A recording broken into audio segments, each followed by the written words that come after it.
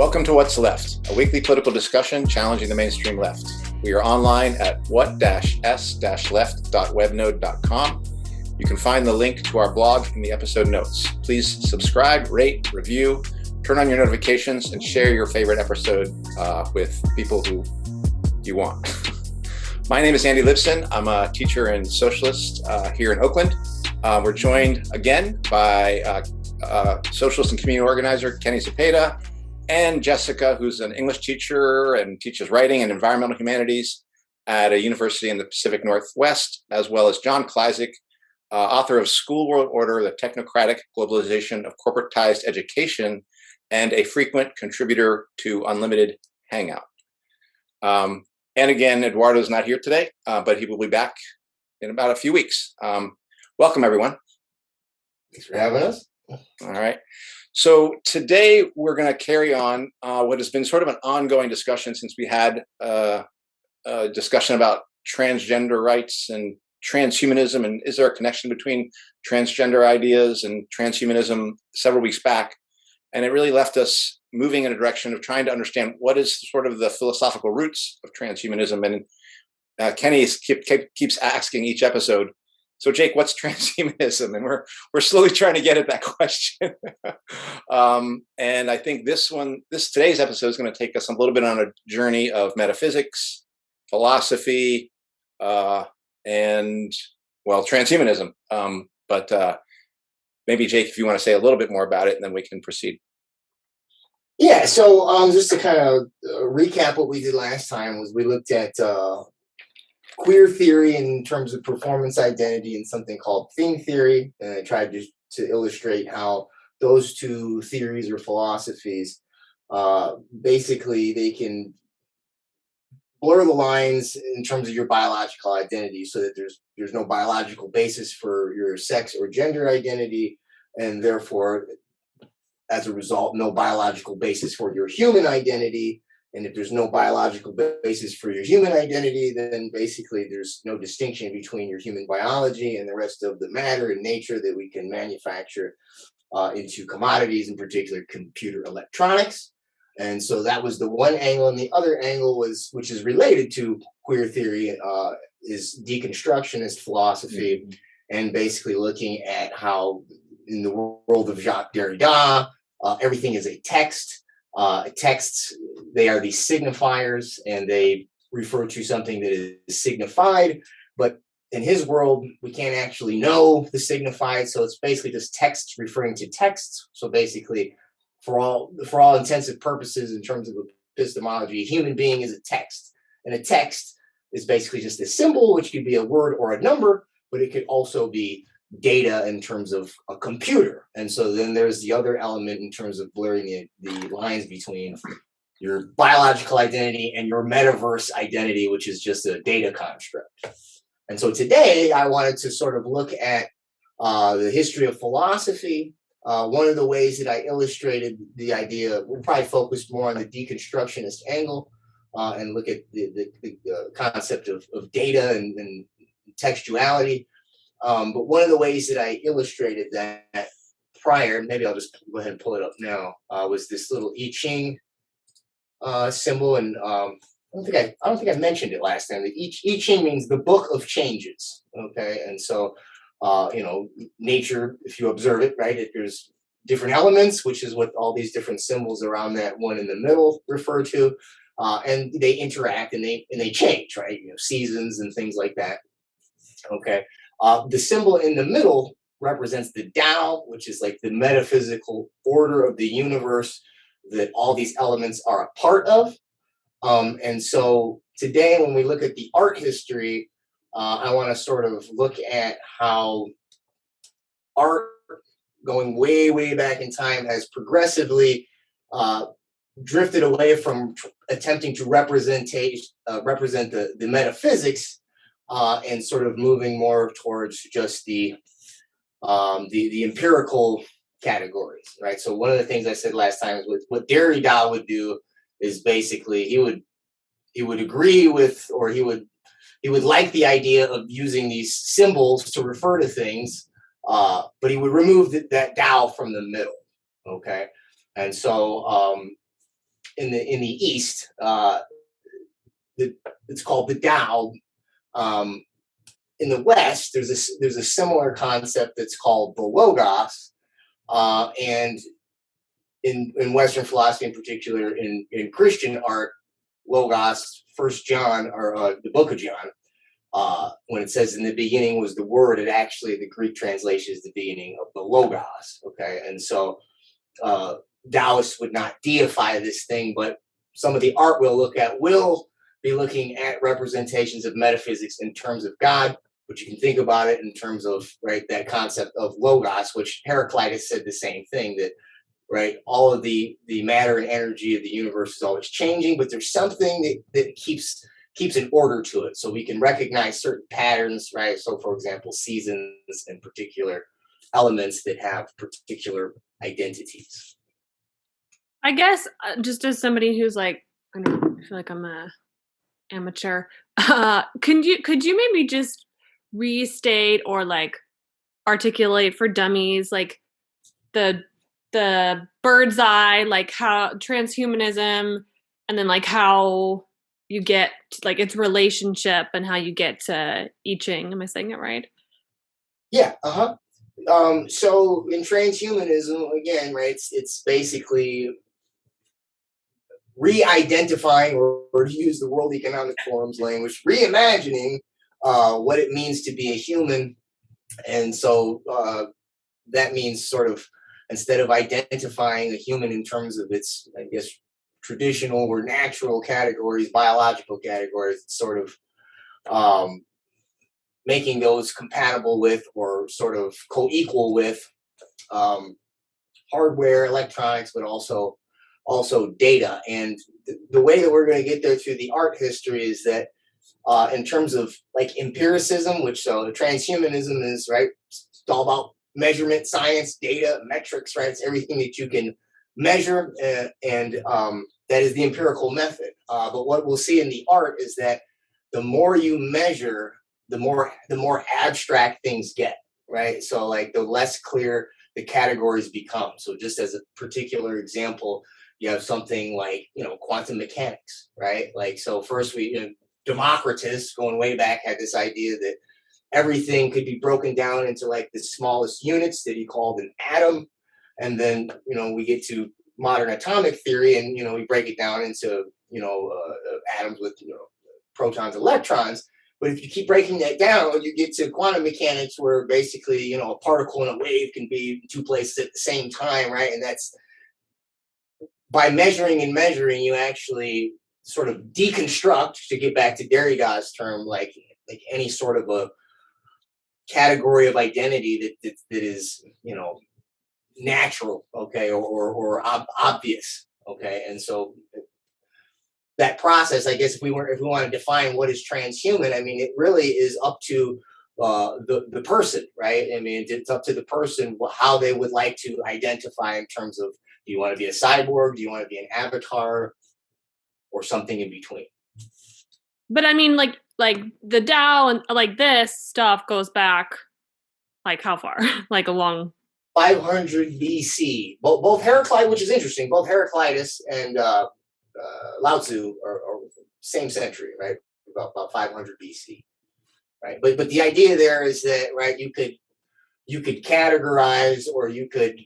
So when our sensory perceptions of the universe, the way that we organize those is through ideas, and the way that we express ideas is through symbols, right? Either words or numbers, okay? And so basically, we'll talk about, I'll show you a little diagram, Aristotle's categories in a second, but he would refer to,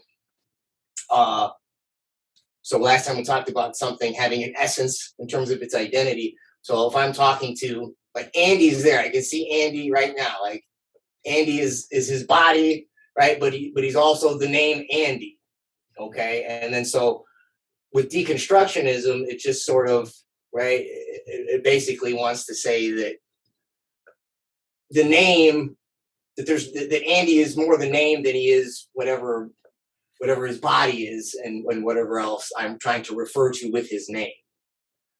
Or like his avatar-ish, right? Like here on Zoom. Yeah, right. No, I mean that's actually right. So that's not him. That's actually a good observation, right? So I'm not actually looking at Andy right now. I'm actually looking at an image of Andy. So I guess maybe this is transhuman right here, right? Because I'm talking about him like I'm talking to his actual person, right? But really it's just a digital representation, right? And so so again, to use that analogy, right? To remove that Tao, remove that yin yang out of the middle, and it's just those broken lines and solid lines, which in a computer are zeros and ones, right? So technically, when I'm looking at Andy in his image right now, really I'm just looking at a bunch of zeros and ones that have been processed and expressed in terms of pixels that look like Andy, right? But a transhumanist would say, well, what's the difference? What's the difference between if Andy was physically in my room right now, looking exactly the same, or Andy in this two-dimensional pixelated image, or right a 3D metaverse image? Yeah, I've heard Martine Rothblatt like talk about like people with pacemakers or breast implants or whatever as like, well, like why are they not cyborgs? Like that's transhumanism, like what's the difference between that and putting a whatever chip in your arm? Yeah. I've joked myself. I don't know if you can see, but it's my arm. You can't. But I got scars all over this arm. I got steel in my arm. Okay, I don't have electronics in there, but I got metal in there. And if I didn't have, if we didn't have that type of technology, I wouldn't have this arm, by the way. So, like I said, we talked about last time, where do we draw the line, right? Where do we draw the line between when you've integrated enough hardware or, manufactured parts? At what point do you become transhuman? I mean, maybe I am already. I had a friend who, he's no longer with us, but he's actually the guy that turned me on to the I Ching. Interestingly enough, I think about it, but he had a problem with he had epilepsy, he had seizures, and they've got brain computer interfaces that you can use, and you swipe up when you feel like you're going to have a seizure. You swipe this button, and it does something with the electrical signals, and it balances it out, right? And I've often said, which is where a lot of the early versions of this neurotech are being sort of promoted. And I've often said, I wouldn't, if he was still alive and he wanted to get one, I wouldn't be like, no, that's transhuman, you can't do it. I mean, so it's kind of a slippery slope argument, and that's always used in terms of like a fallacy. But again, I don't know where exactly you draw the line, but that's sort of the spectrum that this stuff is on. We're talking about the hardware part right now, but you can also do that spectrum in terms of the digital version, right? So right now, right, we've got biological person, 2D image, and then next level 3D avatar, or right, totally organic person, steel plate in my arm, and then the next level, pacemaker, and then brain chip, and so forth, right? And what gets us there, though, and I'll try to show this philosophically and historically, is sort of changing our perceptions or our ideas about what it means to be human, right? And maybe that's an organic thing that reflects, the transhumanists would say it's just evolution, or perhaps, right, it is, a long chain of oligarchs, sort of pushing us in that direction, sort of promoting these ideas in order that we can be objectified and commodified, over time. So if I'm looking at this picture here, when I am looking at the picture,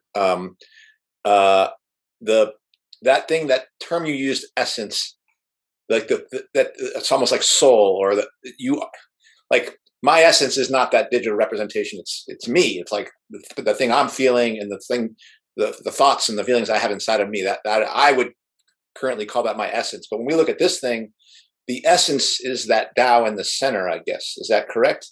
And that those other things are signifiers of elements of that essence, but that they are not the essence. The essence is contained by that symbol in the center.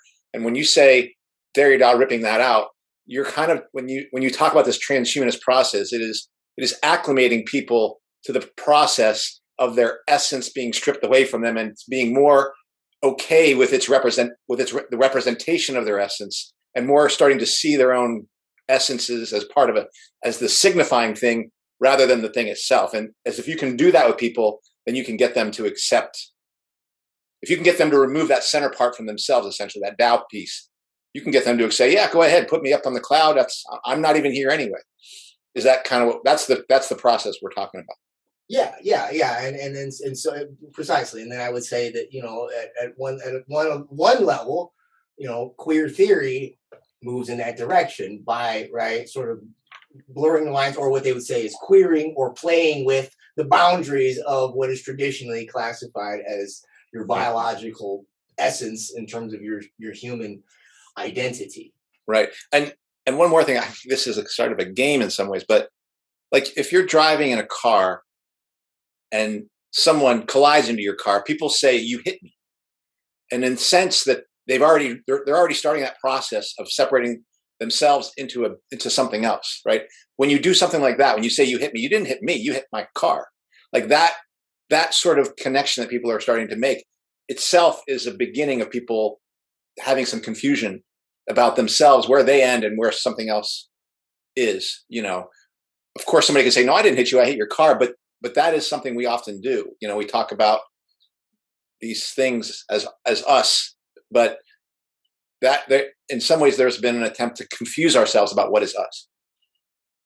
Yeah, and I just did it right now when I you know, and Jessica pointed out, like, that's not you right there, and I said you, like, I mean, you know, I'm hearing your voice, I'm seeing your image, but right, I mean, you've sort of already internalized it. And just to use your example of the vehicle, you know, I think I mentioned last time, C.S. Lewis, you know, he was born in the late 1800s, died in the 1960s. He never drove a car his entire life because he saw, you know, the early mechanization and industrialization as this dehumanizing process, and he saw the automobile as as a key part of that, and so he didn't want anything to do with it. And as you know, as you just describe it in terms of the use of language, right? I mean, you know, people do basically, right? I mean, identify with their cars, and some people, right? I mean, like it's like their status symbol, right? It's like, you know, and so there's even more layers to it that we could break down.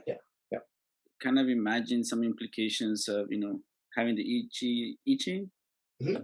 and then removing the Tao right from the middle, and basically just leaving what you said, the symbols right outside. And implications there, to me at least, are that you can modify in those things, you know, or combine them in so many ways, and because you are removing the essence, what just is, you know, and that is complex, that it is blended, that it is, you know, almost hard to pinpoint, you know, to codify.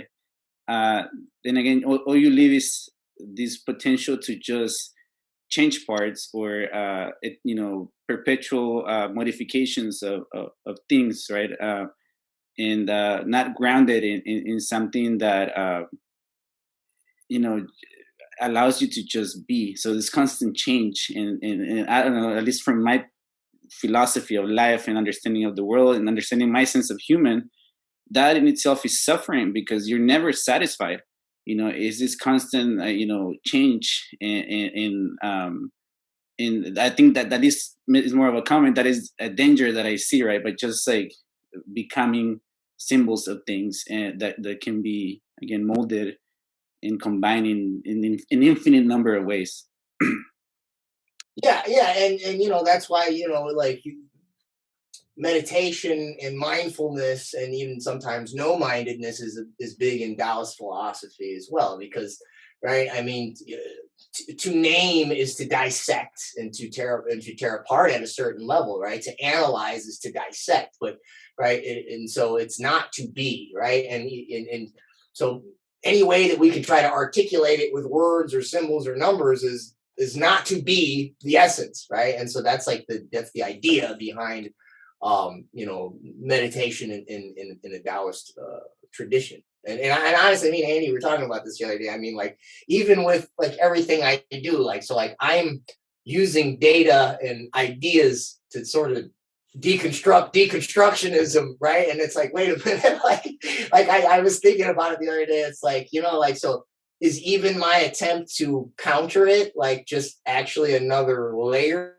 of it, like, and I meditate, but not like I used to, you know what I mean? So anyways, that's sort of a side thought, like, like even what we're doing right now, right, is sort of, is it, again, where is that line on the spectrum of, human to transhuman, right? Mm-hmm. And I guess it just reminds me of Alan Watts, talking about along the lines of this stuff, and the idea of, that's one of the burdens of being human, right? Being aware that we're aware, and so, I think that's why I see this, that we're trying to understand, and that's a burden that probably animals don't have, right? They just are, versus, we're just trying to understand everything. And I see this in both this, the I Ching, and then the people pushing for transhumanism. But, again, where is the line? I think that's the important thing that we're going to have to answer individually and then collectively. Yeah. Let me go ahead and sort of illustrate, sort of unpack that a little bit more.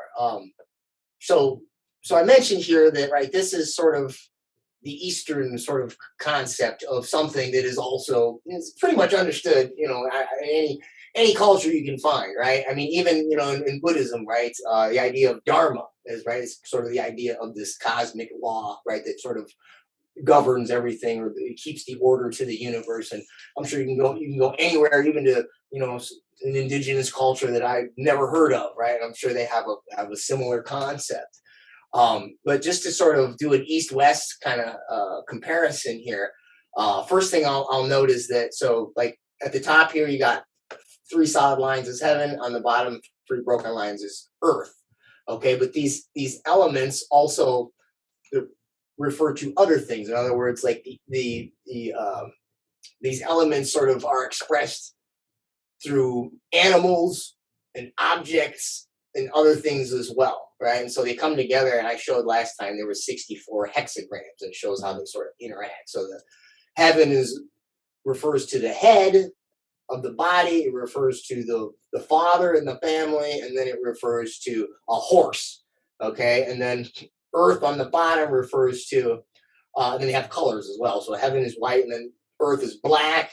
It refers to the belly as the body part. It refers to the mother in terms of the family, and it refers to an ox in terms of an animal, okay?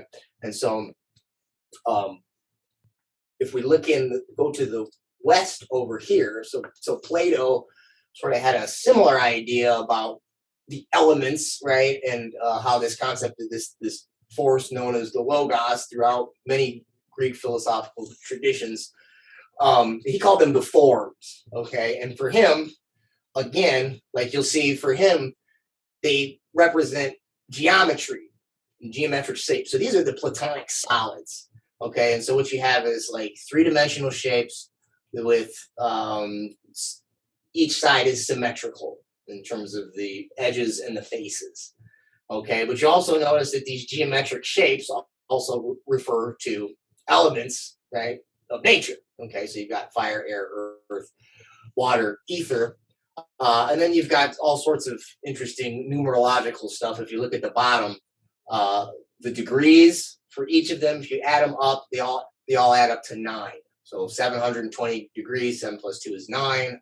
1,440 degrees, 4 plus 4 is 8 plus 1 is 9. Okay, so there's also a mathematical component to it as well. Okay, but and by the way, if you've ever seen like fractals in like computer graphics, so that's like basically like if you want to make a mountain in CG, it's just a bunch of triangles, right? If the mountain is a triangle, you just sort of layer these triangles over and over, and then you get what looks like a mountain. Same thing with water, right? If you want to graph water, you've basically got a bunch of curved lines or a bunch of circles, and then you layer them, and it ultimately ends up looking like real water, right? I mean, we've all seen it, and that's how the geometry works. Okay, so in both of these ideas, right, both in the East and the West, you can sort of you can take nature, okay, and this force that sort of holds it all together. You can abstract it either in terms of like symbols, like broken lines, solid lines, binary code,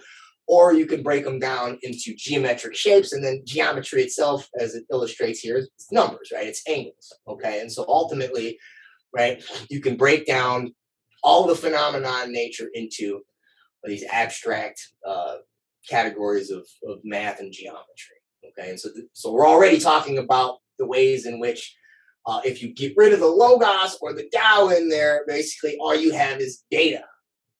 This is Raphael's The School of Athens, all right? And this is a pretty famous Renaissance painting. And I'm going to zoom in here on these two characters in the middle. So this is basically at Plato's Academy. And if you zoom in, you'll see here, this is Plato on the left, and this is Aristotle on the right. And Plato's, you'll notice he's got one finger up, and he's holding a book, and the book is pointing up. And so this symbolizes this idea for Plato, right, that everything came from the forms, which are these metaphysical things that to him lived in what he called the ideal world, and then they sort of come down into the material world and express themselves through those geometric shapes that I showed you. And the way those geometric shapes manifest is in right, plants, trees, and animals, wind and sky, and all that type of stuff. If you look at Aristotle, who is Plato's student, but is basically the opposite of Plato, he's got his one hand out, 5 fingers pointing out, and he's got a book that's also pointing out. And so the 5 fingers represent the 5 senses, and they're pointing out into this world. So for Aristotle, he's like, what's up with these forms? Like, where are these forms? I can't grab these forms. I can't touch these forms. Like, the only way that you can know the truths of, or the logic of the universe is through basically empiricism. Okay, I wouldn't use the term at the time, but that's what it is. And so to sort of put what we just talked about in context, I don't know how good you can see this. This is my, I drew this. It's a little puppy dog here in the middle. Okay, but think of this as sort of instead of like, kind of keep that idea, the I Ching thing in the middle, the Tao in the middle, and then those symbols on the outside. But instead, we're going to look at a dog in this instance, okay? Yeah, and this is sort of my diagram to represent Aristotle's categories, how he would his system of logic and how he would categorize or classify or name or signify, to use Derrida's term, stuff in the phenomena of the universe, okay? And so I picked a dog, okay? So, like I said, keep in mind sort of the idea that I Ching symbol with the Tao in the middle, instead of the Tao, I got a dog. So we're, sort of moving from the abstract to like something a little more concrete, okay? And he's got 10 categories, all right? And his primary category, or his first category, is going to be what he calls the substance, okay? And the substance is the object that you're referring to itself. So in this instance, this dog, okay? But for him, the substance is broken into a primary category and the secondary category. So the primary category is the essence. So if I had my dog here in the room with me, and I could say, right, the primary category is the thing I'm holding in my hand, right? The animal that's in my hands. That is what I'm referring to. So in other words, to use Derrida's term, that's what is signified. The secondary category is the name, okay? So the signifier, and then so I have underneath it dog. But if I were to say dog, right, you probably all have a different type of dog in your head, right? And when I do this, and when I teach Aristotle's categories, I always start off, right? So everybody tell me, okay, what kind of dog? And everybody's usually got a different one, okay? So in order to actually refer to something specific, we have to add these other predicates to it, okay?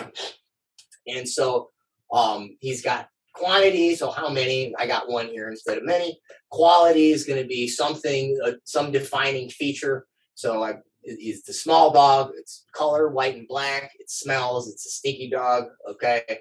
Place, so where is the dog? So it's in the yard. Time, when is it in the yard? In the morning. Action is the things that it can do. So it can bark, it can lick, it can bite, it can run. Passion doesn't mean like feeling, like you would think. That's why it's in quotation marks. It's the opposite of action for Aristotle. Okay, and so what can be done to it? So you can pet the dog, you can train the dog, you can feed the dog. The situation is sort of, sometimes I think it's redundant with quality, but it basically refers to how it relates to itself. So in this instance, I have it's four-legged, right? It has legs, but it's in particular it is four-legged, right? It has fur, but in particular it has hair. It has short hair, right? It's short-haired. The color, it's black and white, but it's spotted. Okay, its tail, that possesses a tail. Habit is going to be what it can be clothed or dressed in. I have here collared, and in light of our topic, I have here chipped. So if you go to the Humane Society, they make you chip your dog, right? And so it's chipped and collared. And then the relation is the relation that it has to other things. Okay, and so in this instance, right, it has a relationship to its owner, it has a relationship to a bone, and then it has a relationship to a cat. And I like this the cat identifier here because as I mentioned previously and last time, I think Jessica asked, what do you mean by essence here? Well, it means that the dog is defined by what it is, but also what it is not. And so it's the opposite of a dog is a cat. And most of these categories could be almost the same, except instead of bark, right, I would have meow. But most of everything else would pretty much be the same, right? And so in order to actually define this dog without using forms or the Tao or Logos or some sort of a metaphysical essence, we have to use all these other categories to sort of define it. Okay, and what I want to sort of show is as the history of art sort of moves in trying to represent those external categories more and more, the substance in the middle becomes more and more abstract until there's really no focal point. And it sort of drag the metaphor to this idea of transhumanism and queer theory and thing theory and deconstructionism. It becomes such that you can't tell the difference between the dog and the machine or the dog and the data. Okay. And one more thing I'll add and let y'all sort of jump in, comment, question is this is also how your behavioral algorithms work. All right. So just put yourself in where the dog is at and then fill in the blank with all sorts of different data on the outside. Right. So quantity, it could be just you individually. But if you're in your Facebook group, right, now you're one of many, right, because it has you categorized in a group, right? Quality could be your race, sex, gender, class. Okay, place, the location on your device. Time is when you're posting things. Action is what you're posting or what you're purchasing. Okay, what is done to you. The passion is going to be what people send to you or what is advertised to you, and so forth. You get the idea, right? And so literally in terms of like your digital identity, they are using this exact model and sort of just plugging in, instead of broken lines and solid lines, zeros and ones, and sort of shaping your identity and socially engineering you as a result. So let me pause and let y'all.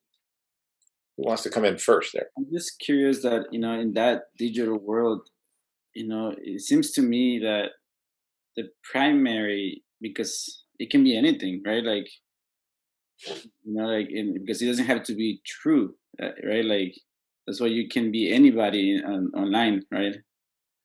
Yeah, so just like Derrida would remove the Tao, right? And you would just be left with those ones or those broken lines, solid lines, or ones and zeros.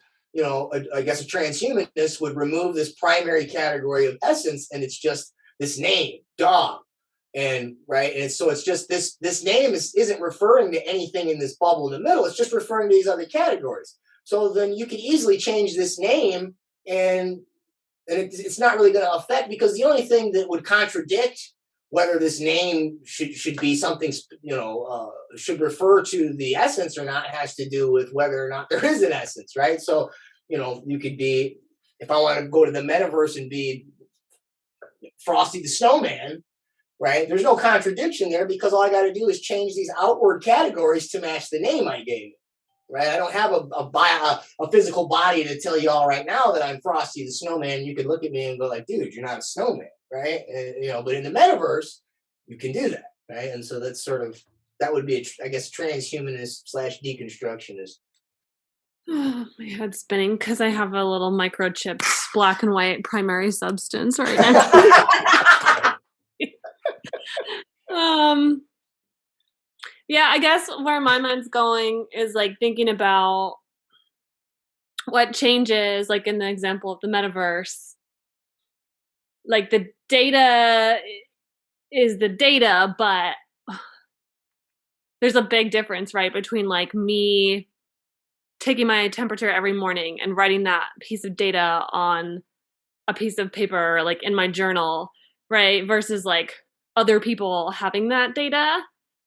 And yeah, I'm just thinking about like how that then like reflects back and shapes the substance like in really like potentially like violent ways, right? Like as the implications that we're thinking about like in the context of COVID and 4IR and all that stuff. I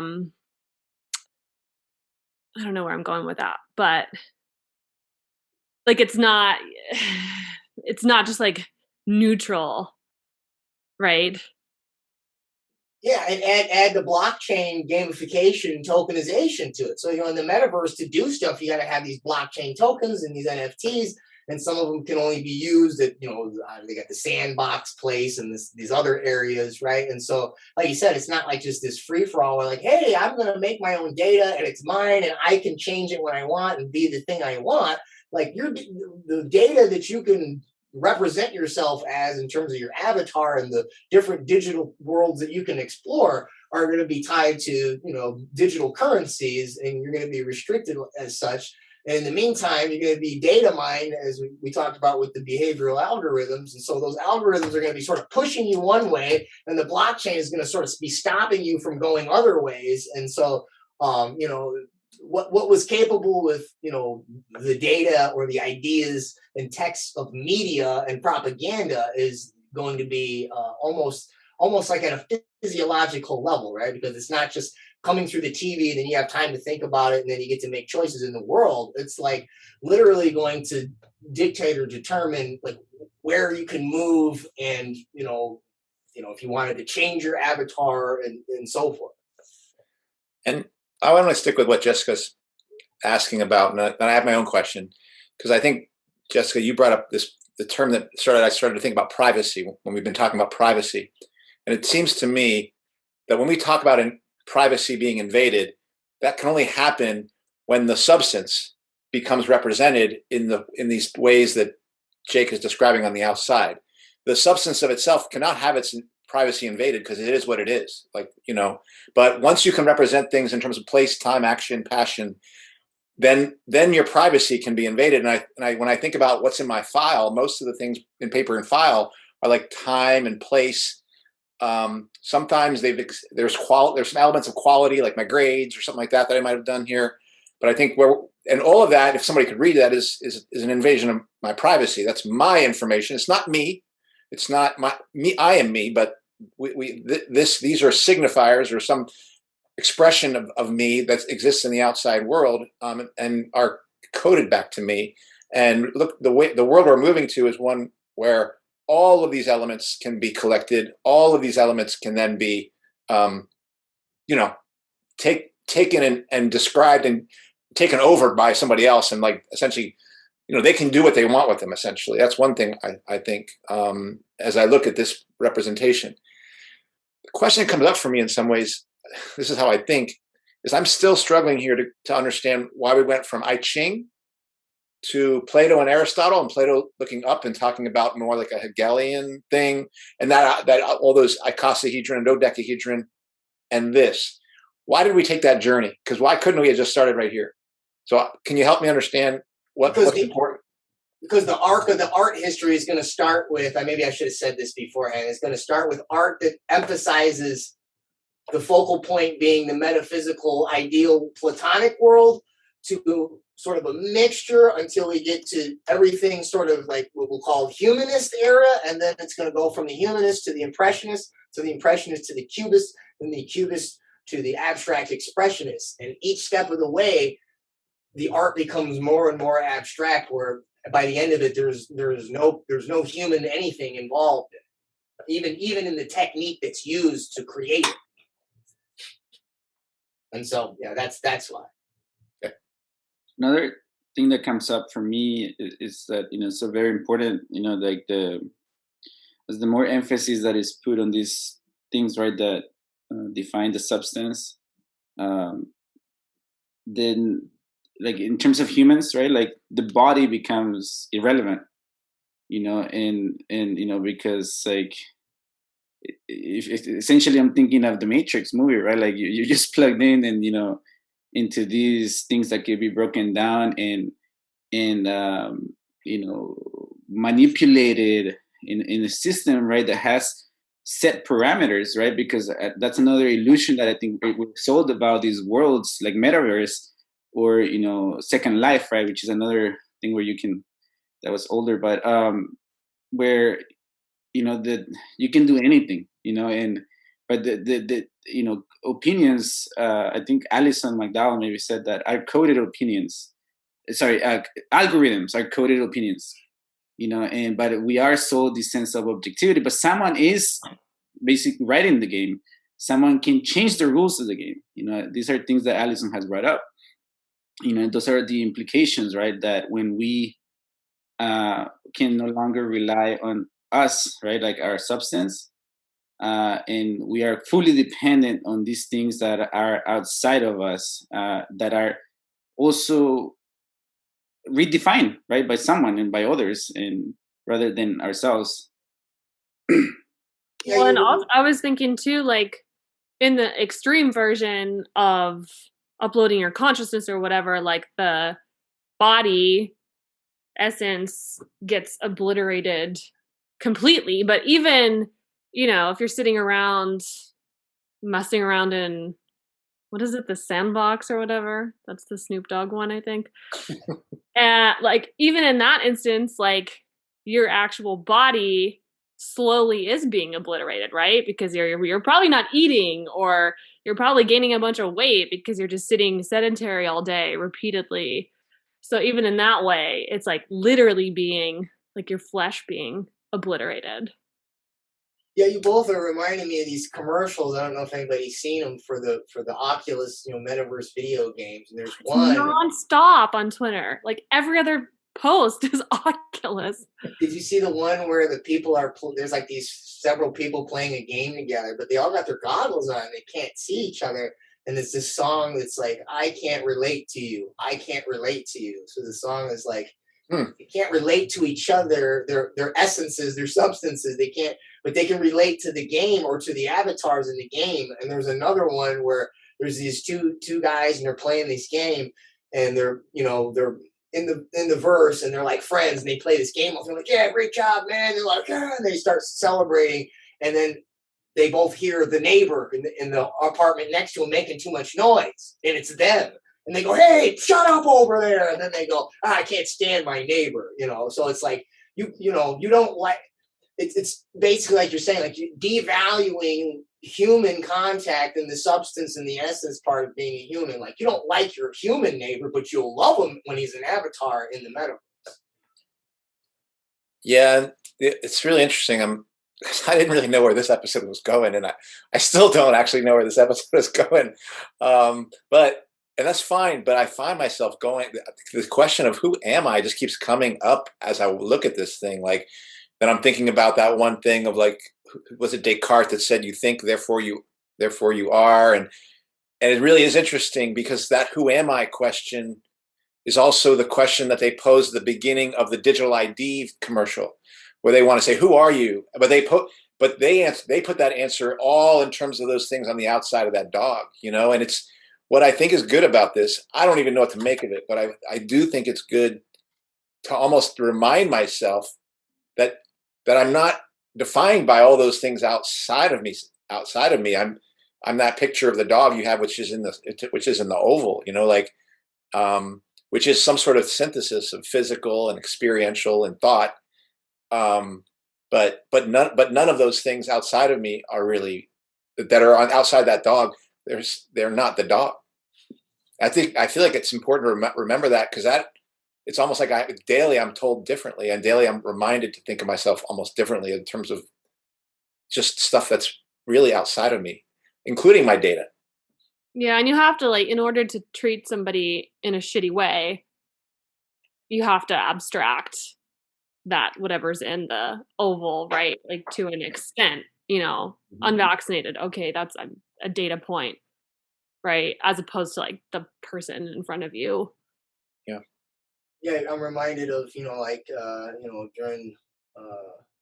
the early world wars, they often found that it was hard for people to shoot when they got close enough to see the person's face, right? And it sort of illustrates what we're saying, because when the people are far enough away, they look just like little dots. You can do it, because what you probably have in mind is the enemy and all those exterior categories that make the enemy bad and dehumanized and objectified in a way that it's exposable. But as soon as you can actually see the human face, right, which is not a process of naming, but a process of experiencing, all those other categories that you are willing to kill the person over, right, are suddenly jammed. The signal is jammed.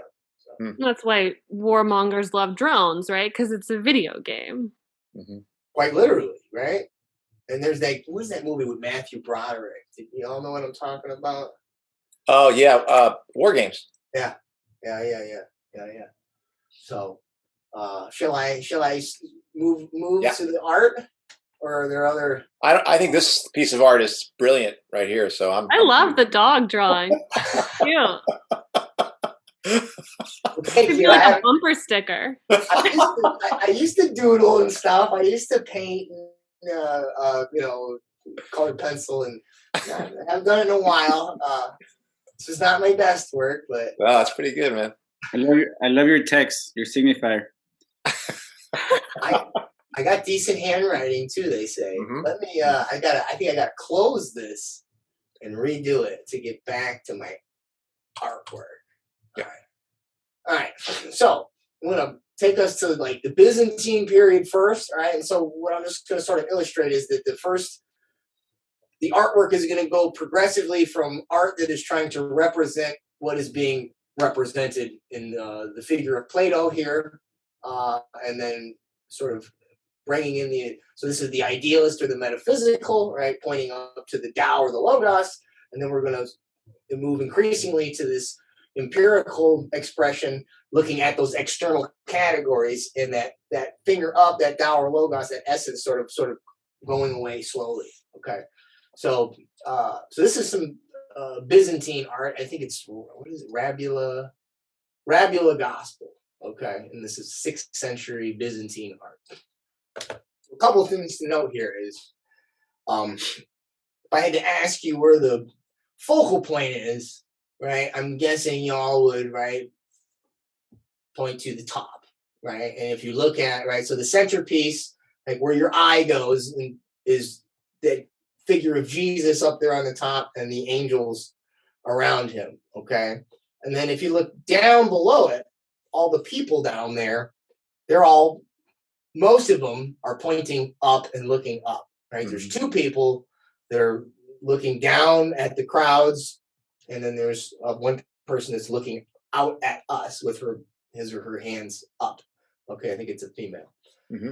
Okay, and so another thing to note here is that, the Byzantine artists, I shouldn't be talking about them because my dog's not any better, right? But if you look at this, right, it doesn't look very realistic, right? These are not, these do not hearken like, realistic human images, okay? But the idea here is not just that what is important is up, meaning, right, in that metaphysical world, right, in that world of the Tao or the Logos, okay?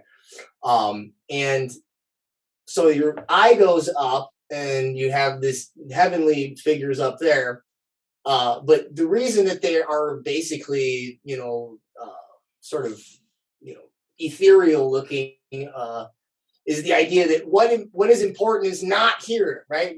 So Aristotle's 5 fingers, the stuff in this world, right? Those external categories are not what's important, right? What's important is, right, that's that essence, right? That's spiritual or that metaphysical essence, okay? And then if we move forward, and we're jumping, many, decades, if not centuries at a time, sometimes here. But if we move forward to like early Renaissance period, this is Giotto's The Morning of Christ. Okay, and so what you'll notice is, I should go back for a second. Notice also that there's pretty much no landscapes, right? There's just these people, and they have halos. So there's another, right, sort of, that other world, right? That metaphysical world is sort of there, but you can sort of kind of see mountains back here. Mm-hmm. Right, but barely, right? So if you move to this Renaissance era, now notice it's pretty much the opposite, right? Like, and what do we move in terms of? I don't know the time frames. So before it was 600 BC, 6th century. Wait, can you say what the other one was? Byzantine? Was that BC or that was 6th century? Okay, 600 AD, and then this one would, this one would be what? 1300, something like that. Yeah, so I think I saw it. Okay, yeah. So like 600 or 700 years later. So the focal point now is down, right? It's Jesus's body. Okay, I believe this is after he's taken down off the cross. Notice that, right? All the people, instead of there's angels up top high again, but the angels are looking down, right? And the people are looking down. Mm-hmm. Okay, and the people are starting to look more human. Right, they're starting to look a little more realistic, and also notice that now we have some landscape. Right, we've got a mountain that's pretty clear right behind them. Then there's some more mountains off in the back, and a tree. Still sort of has that sort of surrealist sort of background. But we're what's becoming more important is this world, the world of the 5 senses, right? The material world as opposed to the metaphysical world of the Tao and the Logos. Did we name what that other picture was? That was Giotto's The Morning of Christ, sometimes referred to as Lamentation. Okay, this one's 1510. So this one's 1500s. All right. This one says 1450. Well, it's sometime between the 1400s and late 1400s, early 1500s. Okay. Notice here now that now the people are looking a lot more realistic. Okay, so again, 5 senses becoming more important. They still have halos, but just barely. Right, it almost fades into the background. Okay, and then in the background. Outside of the window, we have something we haven't seen in any of the paintings yet. So we have landscape, but we also have cities, right? We have domiciles. So like not just people and nature, but people, nature, and the works of human hands, right? Like industry, like architecture, okay? So now we're going to jump way forward to the Impressionist era. If you all are familiar with Impressionism, which sometimes is called Pointillism. When I was a kid, and they would do you might have done it as well in art class, like 3rd grade. They wanted to do Pointillism, and you had to do the dots and make the picture. And I was like, why don't I just color it in? Take it all day to make these dots. So what's the point of the dots? The point of the dots comes out of the philosophy of British empiricist David Hume. But David Hume's empiricism gets us to a place that's basically skepticism, because Hume basically is a guy that doubts the objective knowability of causality, right? He says stuff like you can't experience cause and effect, like, because even if you can repeat an experiment. So if I take this pencil, and I pick it up and I drop it, I can say, okay, every time I pick up the pen. Right, if I let it go, right, the effect, it will be to fall. Right, there's a cause and effect relationship between dropping it and it falling. Okay. And he says, well, you know, you don't really know that in the absolute because you can never experience the future. You can only experience the present and the past. So you don't know that it'll do it again next time, right? You can keep doing it forever and ever, right? And even though I'm doing it, I've got 10 examples in the past and I can do one in the present right now. But the future is always out in front, right? And so for him, right, he's saying if you want to be objective about it, you can't actually know that, right? You know, in the meantime, go ahead and throw a rock at his head and see if he ducks, right? But the point is, right, he had other ideas about, he inverts the idea of, so for Plato, ideas and things come first, and then sensory perceptions and things are of lesser importance. Hume is the opposite. Okay, he's saying that the ideas are stuff you just come up with to explain your sensory perceptions, and your sensory perceptions he called impressions. All right. So the idea of pointillism is that the further back you are, it looks like whatever it's trying to represent. This looks like people at the park, but it doesn't work good on this image if I zoom in because it just the quality of it. But if you were to go to the museum and walk up and get closer and closer, this is the impressions, all those little data points. You can't really make anything out. So basically what it's suggesting is that your mind, right, like Hume is saying, fills in the blanks. Your mind, right, this isn't actually people here. It's just dots all over the place, right? It's just atoms all over the place. And you get that sensory perception from the colors, but then your brain fills in the pictures, right, with the ideas, which to him are secondary. And so if I can play this is you might remember this from Ferris Bueller's Day Off. Oh, yeah, the dude who's looking at the picture.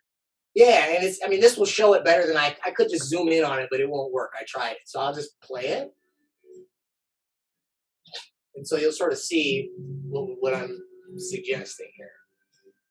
I guess that is the whole painting, because there it is. It's not cut off what I just showed you.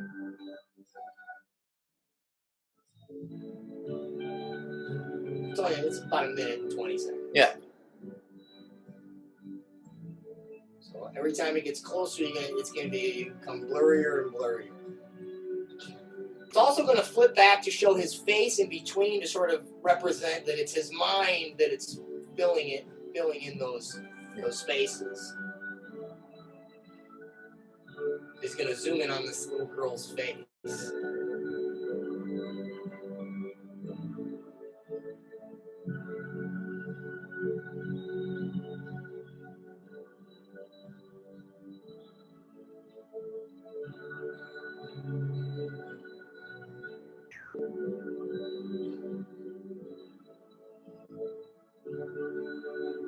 Right, and so nothing there looking like a face at this point. Okay.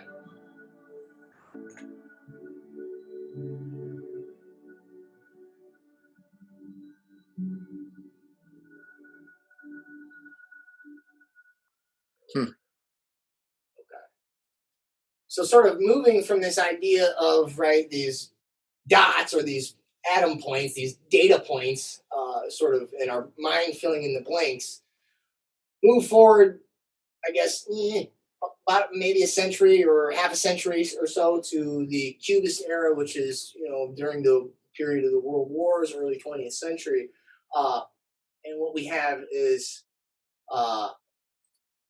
sort of a reiteration or a retake on these Platonic solids. And that is, instead of just dots and points underneath, well, we have, this is Marcel Duchamp, nude descending a staircase. So this artist, the representation is here supposed to be a woman walking down the stairs. And can you all see it? Yeah, I can certainly see some. I see a motion downward. Right, and so it's here's sort of the face. Here's like the arm, and then sort of elbow bent here, and then here's sort of like the wrist on the hip. Here's the hip, this circle. Okay, and then here's the legs, and then it's a repeat of that image layered on itself over and over and over and over again from the top of the stairs down to sort of represent the motion. So what you're looking at is just geometry. So again, right? These platonic solids, two-dimensional representation, right? Same kind of idea as the Impressionism. When you look at that painting of the park, what's there is not people, it's just dots. Well, same thing here is, it's sort of inverted though, right? So like what we see immediately is not the person. What we see immediately is the squares and the triangles and the Platonic geometry. And then we actually have to sort of make an effort to see the figure walking down the stairs. All right. And this has sort of still an aesthetic like element, sort of an elegance to it, right? I mean, once you get the idea of what it's trying to represent and sort of see the motion and the human figure underneath the geometry. So you just kind of plucked out. Now we were moving more and more towards that materialist, empirical direction, but now you just kind of like plucked out those figures, the icosahedron and the tetrahedron, and fused them with art. And now you're talking about the logos, or what's the other term you use? The Tao, fusing with it. So what's going on here? Because now that vision of looking upward to bring it, that was moving ever more downward, and heaven was leaving the scene, and the world of ideas was leaving the scene, was becoming more material world. So now you just brought the guy who's like OG idealism, and you're putting those terms, like he's putting Plato in here. So what does that mean?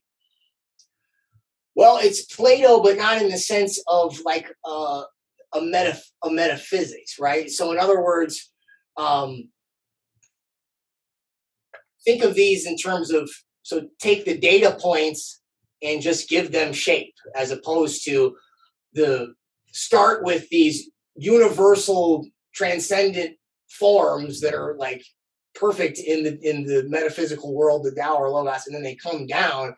It's really just, right, you're using your five senses to observe, and then by observing and categorizing and breaking it down into smaller and smaller parts, eventually what you have is individual data points, but also geometry, right? Like patterns. But it's so again, it's like, think of it with, like, to go back to the Tao here, right? It's kind of like removing this part. So pretend like, I mean, in the representation of the Platonic solids, I don't have I don't have these around the Logos, right? So imagine these are around the Logos, and you move pull the Logos out, and all you have is these shapes, as we sort of suggested here, which, the parallel is that these trigrams are the geometric shapes, and you have the Tao in the center, and you pull the Tao out. Okay, when you have the Tao in, or you have the Logos in, and you have the geometry or the data, what you get is something that looks human, right? But when you pull it out, right, because it's sort of a merger of the finger up and the finger out, right? Sort of a balance of the two, like a synthesis of the two, right? I was going to suggest earlier too, when we were talking about the dog, which is that ultimately, right, the essence is who you are, and you're not defined by the categories, especially because the categories can change. But at the same time, right, like, we recognize each other based on some of those external categories, right? Like if you change one of them from the dog to the cat, like the meow, right, everything else all being the same, but that external category does there's sort of a dance in between the two, okay? And so in the example of the Impressionist painting is part of like the scary parallel also, that it's not just representative of like external data points, but it could also be us, like our bodies. I think you said at one point, like, we're just atoms, right? So like, I mean, and the way that we're talking about essence, like it's a human body, for example, or a dog, is more than the sum of its parts. It's more than just those atoms, right? But what a transhumanist, is that partly like why, if you view a human body as just all of these data points or all of these little pinpoints, or I don't know, oil painting probably, on a sheet, like you can just rearrange them. Like you can rearrange pixels, right? And you can make it whatever you want. And you can make the man a woman, and you can make the, hair green or whatever, right? Yeah, and just to sort of continue that analogy, and let's talk about, so we're sort of talking about like metaverse avatar, rearranging the data there, but let's talk about the physical body and breaking that down into just little atoms, little molecules. But those molecules, right, as Andy has much experience with, right, are ultimately what makes biochemistry work the way it does is ultimately its geometric shape, right? When you talk about antibodies, right, and their responses, it has to do with something it's called allotropy, right? And basically it's basically lock and key or nook and cranny, right? So you have two proteins or two molecules, and based on the shapes, when the one that's got sort of the key goes into the other one that's got the lock part, or the nook and the cranny come together, then the chemical unlocks, right? And so if you can break the human body down into atoms or data points, and then you can graph them geometrically, and you can figure out the functions of the geometry, then just like you could do with data in an avatar, right? As we're doing with some of these gene therapies, right? We can turn your body into a factory that produces spike proteins based on the shape of a particular messenger protein, right? Is going to express these other geometric shapes, which have particular chemical effects that affect the nature of the body and how it functions. Or you could just like pierce someone's ears. Like, even like these really simple, like, I'm like thinking about all my tattoos now. I was just gonna say, I mean, I don't know. I used to have a nose ring and an eyebrow ring and a bunch of earrings and a beret. And I used to have all kinds of stuff. I got 14 tattoos. Jessica, can you say more? What does that mean in terms of you're thinking about your tattoos? Like, can you say more about that? Filling in a pixel, or like painting a cell. I don't know. I'm just thinking about like literally like rearranging the body and yeah, like it's taking me back to our conversation a couple of weeks ago about like transgenderism, and you could kind of see that as a form of body modification, right? Like there's a whole set of piercing, tattoos, what do you call, like the ear stretching, and just the spectrum, right? Like all the way to. Have you ever heard of cyberpunk? What's that? Cyberpunk. Have you ever heard of that? Like the video game? No, it's like a movement. It's been around for a long time. So punk is like, like you're saying, piercings and tattoos. Cyberpunk is like, dude, if you're going to put, a safety pin in your ear, why not have a computer in it? It's sort of, it plays into this whole, transhumanist thing. That's pretty much what it is. But. And like wearables, and then like beneath the skin wearables, which I know like some people are thinking about like vaccines and stuff, like chips, but also, there's already implants like for contraceptive purposes, right? Like in your arm. Yeah. So there's plenty of examples to draw on. Kenny, do you have any thoughts on it? Yeah, I mean, I see the argument, and, I tend to understand, this like move, right? Like from the metaphysical that you were talking about to the more science-based and like measurable empirical world that we are at right now. Because, even like at the Renaissance where the images were more realistic, right? There was also a use of geometries, at least in my understanding, to draw those faces, right?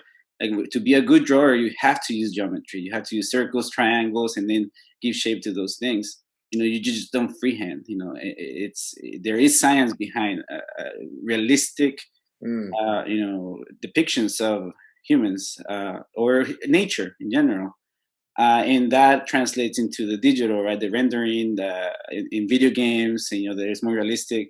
I mean, we all remember those video games. I used to play soccer, FIFA, and like the players were more square in the face, but they were able to add more triangles in the images, right? And to make them more round, actually more human-like.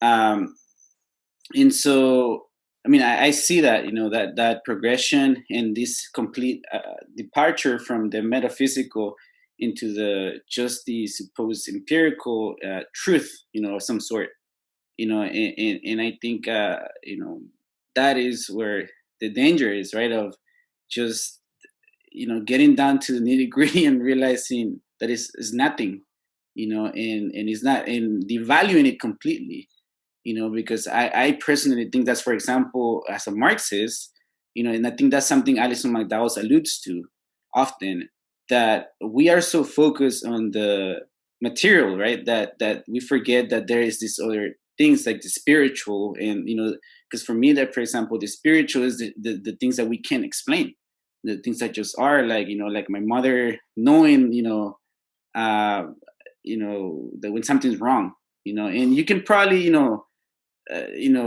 break it down to hormones or pheromones or whatever, or behavioral science, and all these things, but that's just the way it is, and it's been, like a mother knows when something wrong with their kid, and so again, the risk of all this and this hyper focus on this empirical, measurable, and things that could potentially be manipulated, is losing that, and I think it's that's why I think Marxists have gotten lost on that shit in the past, because they have tried to engineer society, like in that, socially too, because I think this goes beyond just the physical cyborg thing. Mentally, right, psychologically, you're engineering society. Like that's why I hate liberal politics, and a lot of right wingers do too. Like in that they refer to as the PC culture, right? That you can't be human, you can't be flawed. You have to say and do the exact thing, as if you're a part of a cult, and so I think that there has to be a balance somewhere, and I don't think, us as Marxists too, we fail to recognize that we are just science-minded, as if we can measure everything. But that's why I value, the group, Teachers and Students for Choice, right?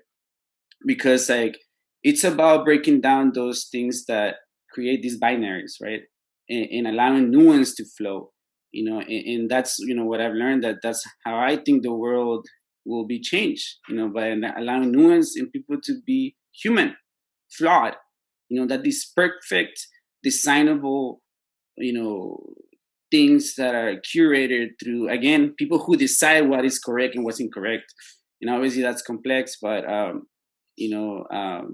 hope I made my point about that. Yeah, and it reminds me of what you all were talking about when you sort of were looking at, and this is the same time period, right? The Diego Rivera and who was the other guy? Jose Orozco. Right, and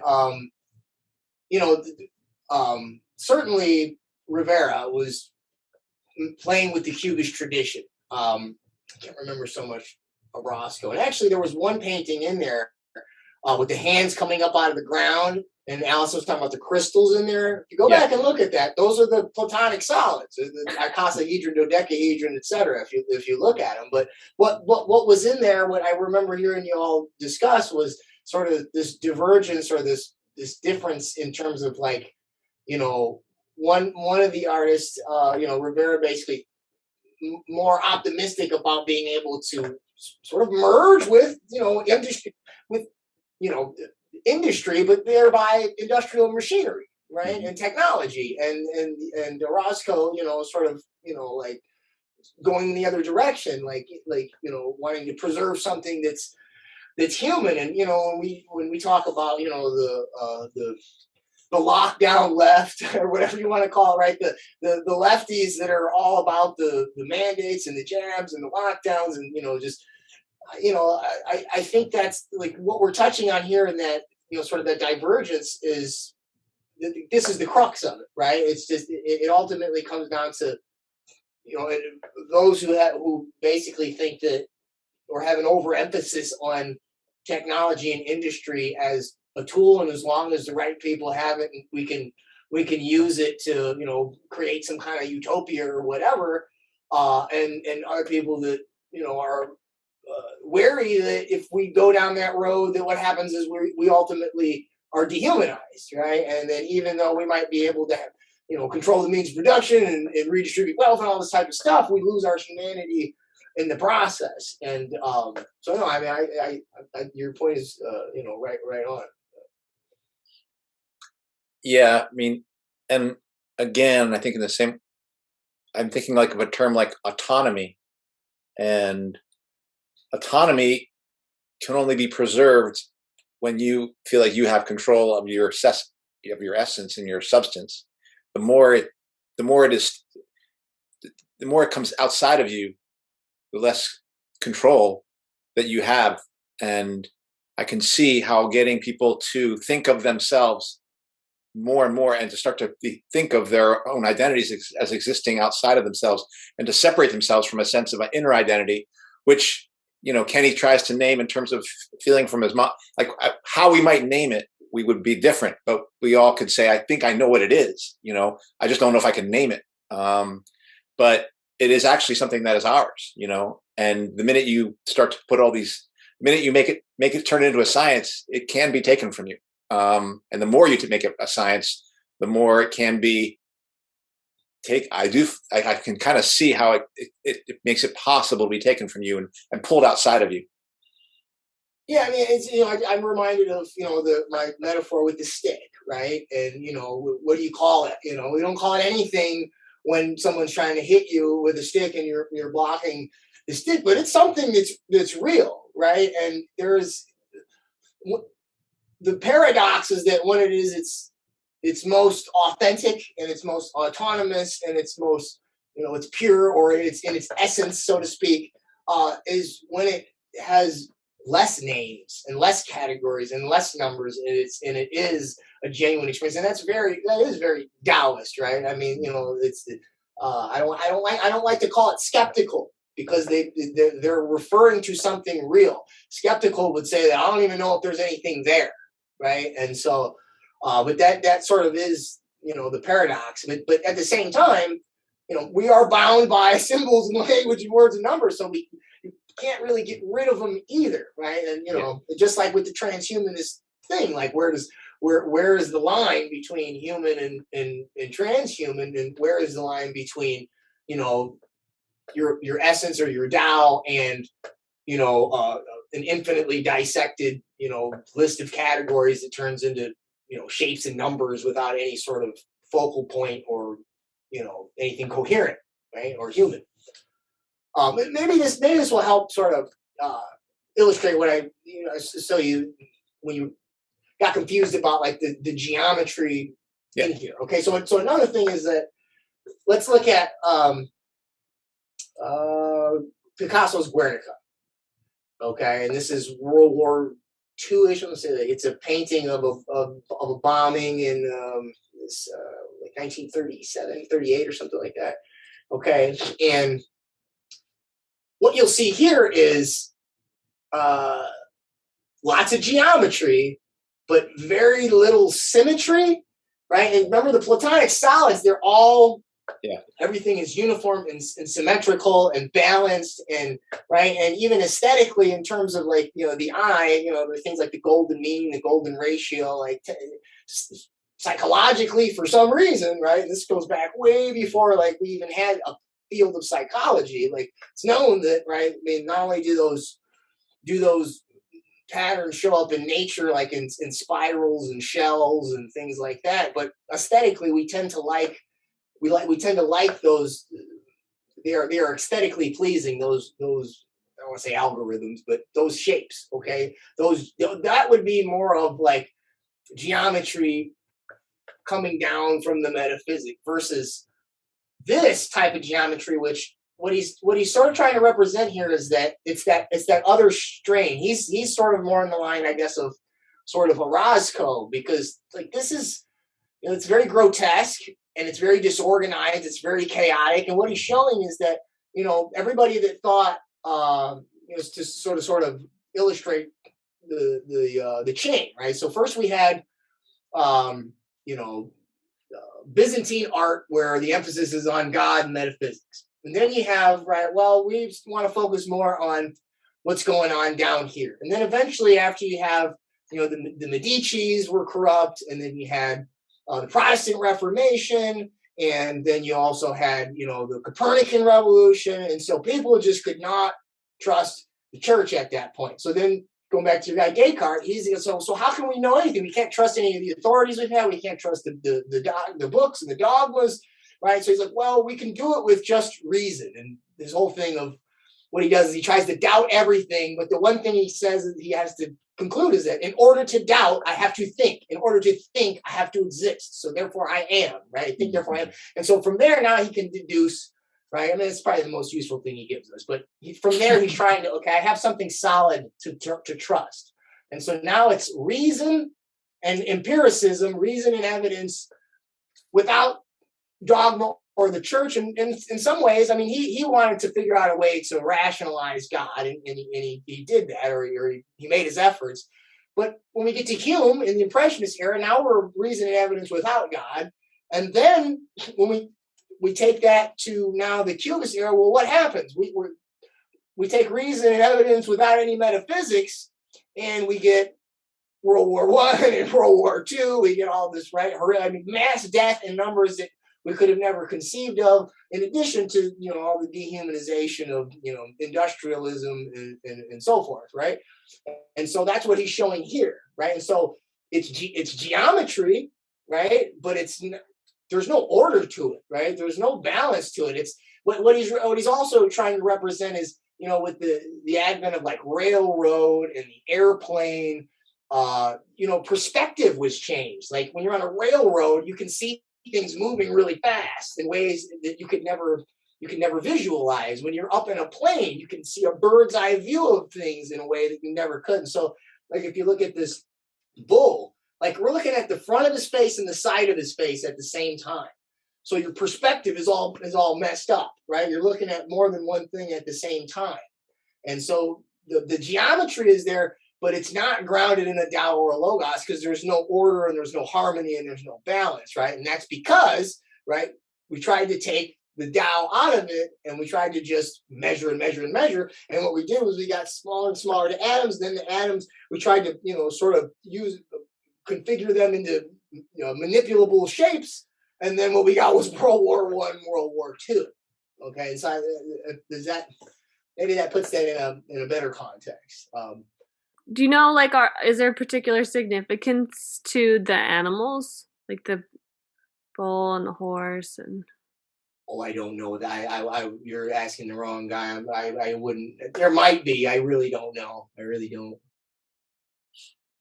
So I've always wondered what this thing is up here. Is this like the sun with a light bulb in it? So is it like, it's like, it looks to me like it's trying to be the sun, but it's, sort of like nature and machine mixed together. I could be wrong. I really don't know. So are you saying that this Picasso is a bit of a divergence from the general direction that we've been describing, or a continuation? Sort of a divergence. Okay. I mean, he's in the tradition, going in the same direction, but he's using this tradition to sort of critique the direction we're going. Okay. Now I don't know what his theological or philosophical beliefs were in terms of a metaphysics. He might have been an atheist, probably, and I don't know that. But it's sort of the reason why I took two Cubist paintings is because, right, this one is trying to show something more of an aesthetic, something more of a balance, right? And it's trying to, in some ways, he's sort of divergent from this type of Cubism. Okay. Mm-hmm. But I would argue that, even this I mean, it's got an aesthetic appeal, but it still is very chaotic. It still is, there's, even the amount of balance it has is, still blurring perspective. And so I would argue that in some ways they're in the same vein, but sort of just maybe sort of veering off a little bit. I've never thought though about I mean, for example, the Impressionist one and then Guernica, they're both like people in parts in a way, even though the Impressionist one is like seemingly so peaceful and it's got the pastel colors. And this one is so much more like gory and warlike, right? But I never quite thought about it that way, that they, in a way that they are both like people reduced to just parts. Yeah, definitely. There's the park painting, the Impressionist painting, there's still a lot more optimism, right? I mean, there's still kind of like we're going in that direction of, right? I mean, we're turning people into reducing them, atomizing them, et cetera. But there's still an optimism about it because, there's this boom in discovery in science and industry, right? And we haven't really got to, the consequences quite yet, right? And so that's an interesting point to note, just the tone of the two. I was just having a quick thought, in terms of, because like science pretends to be this absolute, right? This, this is it, this is what it is, this is the one, and like that even, distorts relationships, right? When we think we know it all, and this is the absolute, and you don't allow, in an interpersonal relationship, something to be other than that one thing, right? Because then it becomes just, that competition of who imposes that one thing, when there's no nuance and fluidity of understanding allowed. And so I don't know if, kind of that fits here, feel free to cut it, but that's what it's in my mind, about, again, just this pretentiousness and arrogance of, Western scientism, and just the absolute truth, and reality is this, type of thing. And I guess, I think that is useful, because I think, Jake, then maybe you're saying that instead of seeing the heavens as the place where truth is, we've been seeing a philosophical or a move more towards the ground and towards humans, and the earth is essentially bringing us towards truth.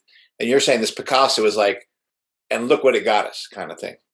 Kind of there is embedded within it. And this Picasso is like kind of it's run aground, like you said, because it's led to this finding God in humans, if you will, has led us to this.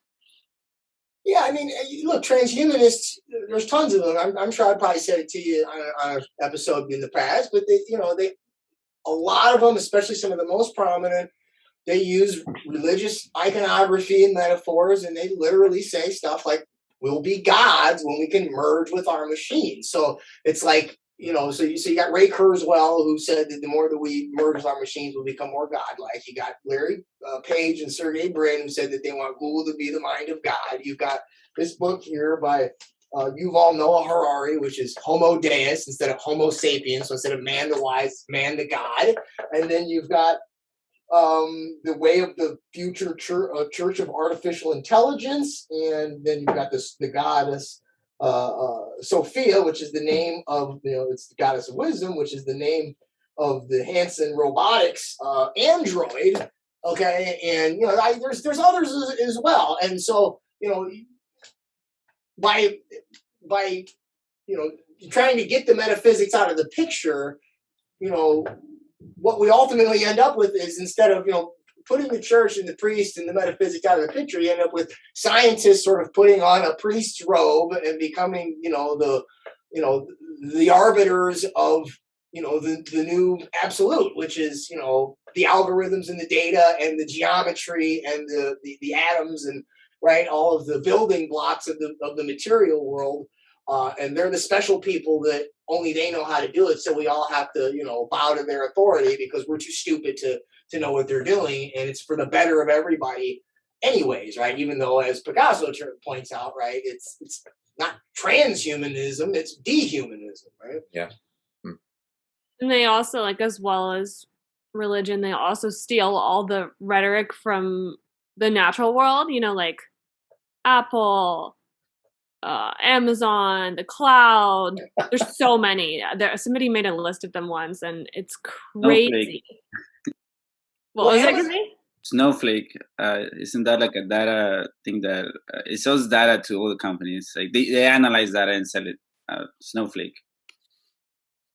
And the apple is that's another biblical imagery. It's the apple with a bite out of it, right? And if you, in the book of Genesis, when Eve goes to eat the apple, they say, no, we're not supposed to do that. God says we'll die. And then Lucifer says, no, he's lying to you. He knows you'll be like him. In other words, he knows you'll be your own God, and it's the fruit of the tree of knowledge, right? And, there's a whole Gnostic inversion of that, which is, they're Luciferians, they're Satanists, and they basically flip it around. They say that God kept us in a prison, and that in the Genesis story, that Lucifer freed Adam and Eve from the prison by giving them the fruit of knowledge. And there's a whole school of that in which the Gnostics therefore felt that the physical world was actually a prison, right? The material world was a prison, and you had to get out of it. So I often think of the metaverse as whatever was the esoteric realm that they thought you were supposed to get to. That's the place where you can be whatever you want, do whatever you want, quite literally, right? Well, cast a different light on like that first Apple MacBook Pro that I bought when I was like 20. You know what's funny? Because I've seen more articles about that metaverse situation and how like people, are doing horrible things, right, to each other. And then I saw something about someone calling for a constitution for the metaverse.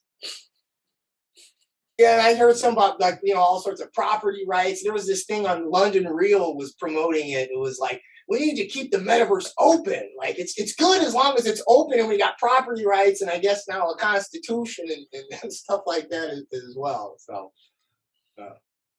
I mean, if there's real estate, of course there's going to be property rights, and then I believe they were speculating, or rather, pontificating on how to give personhood rights to artificial intelligence. So, I'm what NPCs, non-player characters, so these avatars that are in there that are not connected to another body, but are a life form according to the new digital paradigm. And so those entities, whatever you want to call them, they should have rights as well, right? Even though we haven't they gave personhood to corporations, so it's not really that far of a stretch, right? No, it's not. Even though we haven't figured out how to give rights to regular humans, we can give them the companies pretty good. So they probably do a pretty good job giving the robots and the AI human rights. We're taking away rights to push us to this digital world, right? Yeah. Yes, we're taking away rights from actual physical bodies in order to push people into having some liberties, more freedom, when they can be stripped of the physical world. Let me go ahead and hit the last one, the last art piece here. Okay, and this is the Jackson Pollock painting. This is abstract. I knew that was going to be the next one. All right, and so what is he, like 40s, 50s? Yeah, I think it said 1951. Did it have yeah. Okay. And so so one thing you should know is you should also know about the technique that he uses for this. This is called the drip method. So he takes a can of paint and he puts it on a rope, and then he lets the rope swing. And so he's not painting it, right? So in other words, first of all, there's no focal point here. Okay, right? So we've gone from data points to geometry that's all data points that are blurred, to geometry that's all scrambled, to now we don't have data points or geometry, right? And so at least in the other pictures, you had a focal point. right? Now, if you were to go in on the Impressionist painting, you would lose the focal point. And, if you were to look at the Cubist paintings, I mean, stuff was overlapped, but there was still something that would catch your eye, such as the woman on the stairs, right? You could make a woman out of that, right? You could make, you could make some of the bulls, the animals and the people and the buildings and the other one, right? It's scramble, but you could make stuff out. There's nothing to make out here. All right. And if you look at it, you just kind of like let your eyes relax like a magic eye painting. You'll notice that like the black comes out at one point, and then the red will come out, and then the white will sort of stand out, right? And like if you sort of let them relax. So like depending on how your eyes are fixated, it's something totally different, right? And so basically what's suggested here, right, at this point is not only, have we gotten to the point where, our data points, our zeros and ones, our symbols, our broken lines are not representing anything cohesive, anything that we could recognize as human or natural or in nature, anything that we could give a name to. But even the artist himself is removed from it in the sense that, right, there's no intention like I'm going to put this line here, then I'm going to put that line there. Like even that is removed from it. So even the subjective part of the creative process has been removed. So it's just color. It's just random color all slopped together, right? And so, so to complete the analogy, right? If you take that Tao out of the middle of those broken lines and solid lines and those zeros and ones, then you could say that this is sort of the representation of what a transhuman identity is, right? And depending on how you let your eyes focus, it's the black lines, or it's the red lines, or it's the white lines, or it's the yellow lines. Right? It's however you're focusing in the moment. And to tie it back into the transgender thing, right? There's people that change their pronouns on a given day. Right? They might feel more feminine one day or more masculine another day. And so it's sort of, the idea. And in the metaverse, right? I want to be Frosty the Snowman one day, and I want to be the Stay Puft Marshmallow Man another day, right? Well, so then how does it complicate this, or maybe like even just support it further, right? When we think about, wasn't the CIA like all up in like expressionist art, Jackson Pollock, like wasn't he like funded? And yeah, and I've often speculated this, like, so you think about like if you were to present that to the average person that has no artistic training, doesn't understand all the stuff we talked about, art history, focal points, color, balance, rhythm, texture. They can't look at it and go, oh, it's so interesting because he's playing with all these traditions and moving them around. And so you're like, what am I looking at? Like, this is not aesthetically pleasing. Like, it doesn't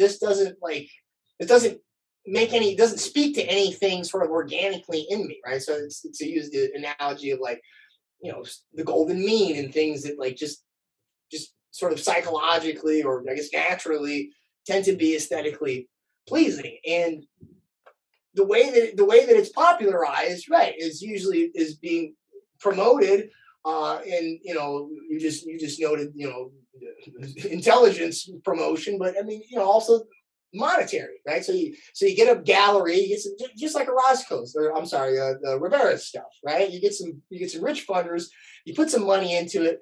His stuff's actually cool to look at, regardless of how you think about it. I mean, this it's interesting, but like I said, it's not something I would like look at on my wall and feel like aesthetically pleased on. But the idea is if you can fund it, right, and you can get like people to sell it for $1 million. Well, hey, don't you want one too? Because it's worth money and it has a status. And think about the NFTs right now. Right? Like who like there's like an NFT for like Jack Dorsey's first tweet. Who cares? Like who really cares? Well, if you say it's worth $1 million, a lot of people will care. And if you buy a property in the metaverse, you got Snoop Dogg on it, and it's millions of dollars, then a lot of people start to care. So people that were like, why would I want to be a Lego character in some digital world and get a headache with my Oculus on all day? Well, because you can get rich and hang out with Snoop Dogg. Right. And it's like, to me, I see the same sort of operation, right? The same being promoted in the same way in order to get people, to transition us to this next philosophical phase, this next phase in, transhumanism. Well, and this was all like anti-communist stuff, wasn't it? I'm like so uneducated in terms of art history, but I remember reading about Pollock and like some of those like early MoMA artists in Francis Stoner Saunders' book. I forget the name of it. Like all about the Cold War era like funding of artists and writers and all of that. But I wish I had. I don't know enough about the specifics either, but I do remember that, yes, and I actually have a Congress for Cultural Freedom, right? That's what it was. Yeah. So for me, just taking from that point, Jake, the way I understand history, world is that, art, it represents the values and interests of the ruling class. That's how I see it, and whether it be the church, whether it be the feudal lords, the kings and queens that commission this stuff, art does point to power, because a lot of things get produced, but you do need money, you do need prestige, you need access to be able to survive that and be more prominent. And so it does show that the thoughts and ideas and aspirations of a ruling class, and I think that's very signaling of where the hell we're going right now. When you mentioned the NFTs, and also I think of my friends who are artists, and going to school right now, and they're painting on iPads, and they closed all the like small local art studios, so they have to be on iPads. And so there is definitely this has been, because I think of the average people, right? I'm not gonna pretend like I know every average person, but like you said, like most of us don't understand this stuff. I didn't understand Jackson Pollock. I did know about this again, that the CIA and the U.S. government was funding this as a counterweight to what was going on in the Soviet Union, and but again, those are two ruling classes fighting each other, right? And so again, it is very symbolic. It's not, the average person doesn't spend time on this. Our relationships are more organic. Our day to day are about survival, are about more human. Than these people who have the key to be able to understand all this. What's said, the traditions, the influences that have produced the art of the moment, and so I do see that, because I do think the ruling class of our time, we are fighting, the ones that are going to dominate our lives and our future, are the techno centric people, and everything that we discuss is at stake, here, and so we will have to have these conversations. What the hell does it mean to be human? Maybe, or maybe just say, fuck it, this is who I am. I don't want that shit, and I don't need to explain it to you, in some way. But either way, there is a ruling class to me, I think some people are trying to figure that out. And again, in this whole COVID journey, I think that I've had to face myself, and looking at the mirror, to see who I am, just like Lipson, and I think it's a constant thing. And but I personally think that requires human interaction, and personal interaction, and the exchange of those, like, again, spiritual things that I because we don't have to know, that they work, but they have worked for thousands of years, and and I personally don't want to lose that. I don't think that's, whatever this transhuman world or future is, it's will liberate us in any way, and whatever. But I guess I'm just saying that it's important to understand this in order to understand the future, right? Just like any history, to kind of make predictions and theorize and be a little conspiratorial, about what may be coming. So we maybe are ready, in some way. Yeah. I mean, so to build on what you said about ruling class, shaping the art. If you go back to that first painting I showed, this one here, School of Athens, right? This is coming out of the Renaissance period during the reign of the Medicis, and the Medicis were bankers that took over the papacy. And so what you're seeing here is, sort of right. This was very much, financed by basically the international bankers of the time. And then the guy in the middle, Plato himself, in his Republic. I mean, this is a staple for eugenicists, to tie it back into transhumanism. He literally, in there, he has a parable of the metals. And so he says, well, first of all, we should say this, tied into COVID. He talks about the noble lie. So first you have to and before you can shape the people the way you want them, put them into these gold, silver, and bronze classes, which is the philosopher kings, which is, him and his buddies, because they're better than everybody.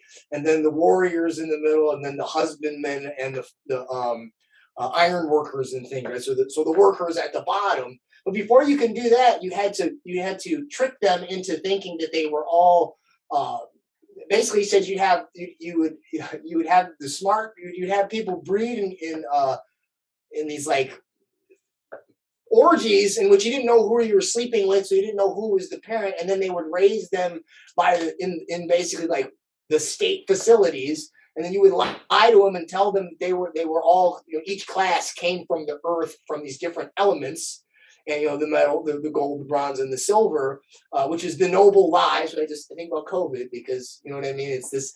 Oh, we gotta do all this because we'll all get sick and die if we don't.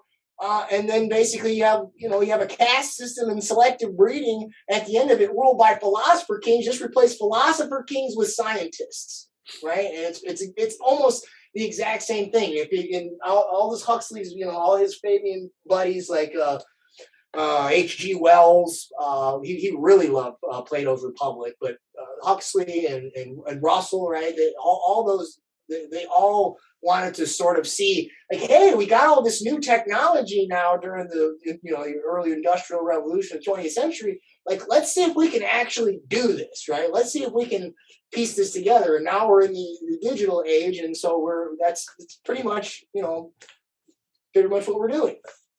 And in both cases, it's the ruling class.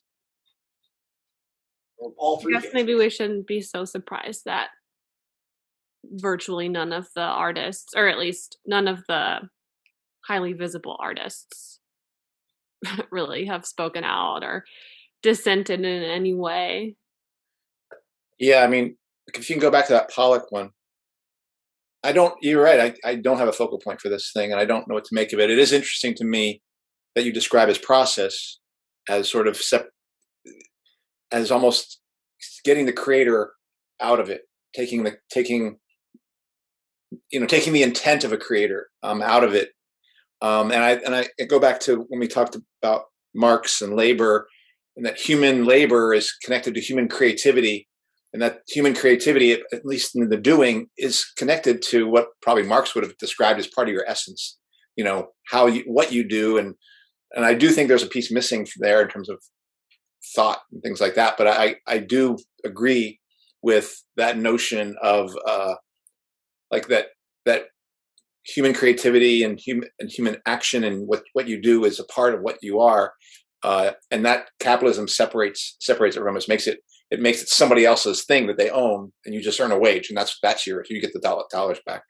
But what comes up for me in looking at this and thinking about, say, modern art, and there's that kind of joke of modern art where people just talk about it. There's a way that elite people, I think of academia and I think of elites talking about these things and using it to essentially create a giant trick on everyone that there's something meaningful, something valuable, something like it's sort of a thing that people kind of look at and we think, oh, the joke's on them. But I really do think of this moment right now where academia and elites are playing a giant trick on us, and they are running the show with that trick.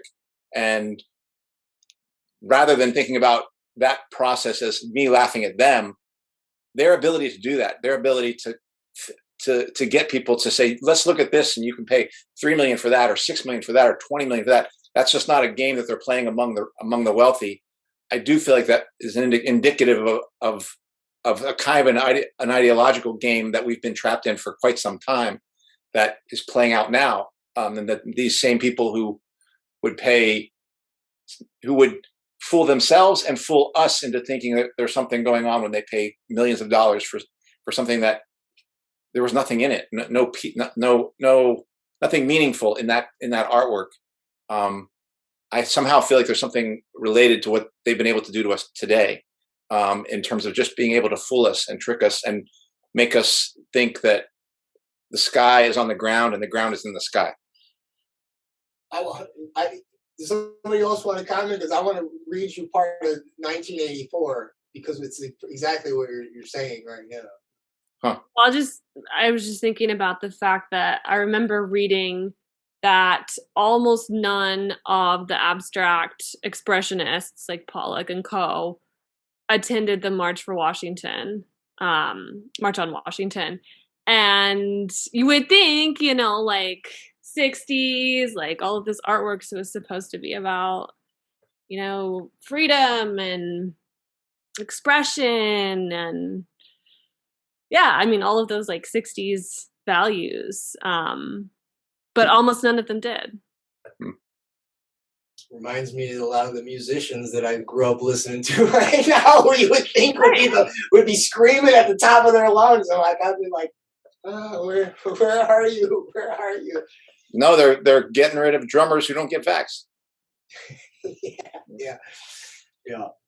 Let me look at this. So what you had said about this whole, messing with the mind. The other thing I'll note too as I transition here is that, and it reinforces class division because it's insiders and out. Like, look, the elites, so to speak, right?